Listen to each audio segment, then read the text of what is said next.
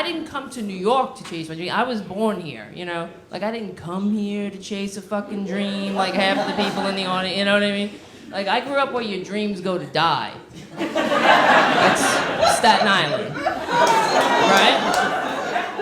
Yeah. But I love New York. I know why people want to come here. I love New York so much. This is true. I joined the National Guard after September 11th, and that's another thing I did because I got sober. You know what I mean?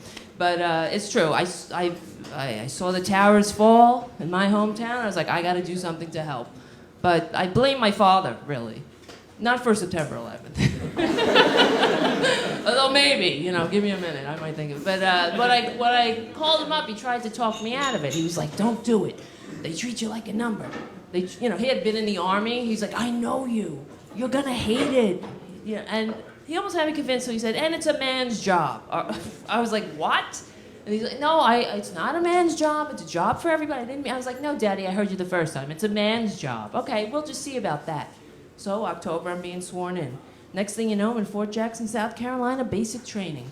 I'm up at 4 a.m. for months with no sleep, crawling through the mud under barbed wire with live rounds being shot over my head, digging 6-foot foxholes at a clip, marching 15 miles with a 50-pound ruck on my back. I get on the phone to my father. I'm like, hey, Dad, this is a man's job. Why didn't you just talk me out of giving blood like the rest of New York City? But it's true. But I did my time in the military, you know, and I got an honorable discharge so I could chase, you know, like I said, all because I was fucking sober, all right? But I still, you know, this ain't an AA meeting, but you know what I'm saying. But, I mean, I still am fascinated by addiction, you know? Like, I watch these shows, you know, My 600-Pound Life. Have you ever seen this? Oh, God. Yeah, and I mean, because you know, I mean, this basically the guy's a food addict. He's you know, like switching seats in the Titanic for me. You know what I mean? But he, you know, I'm like, how do you maintain that kind of weight? You know, it's fascinating. But this guy, every day, his girlfriend brought him for lunch 3 buckets of Kentucky Fried Chicken, right? You saw this show? And 3 liters of Coke. I was like, fuck.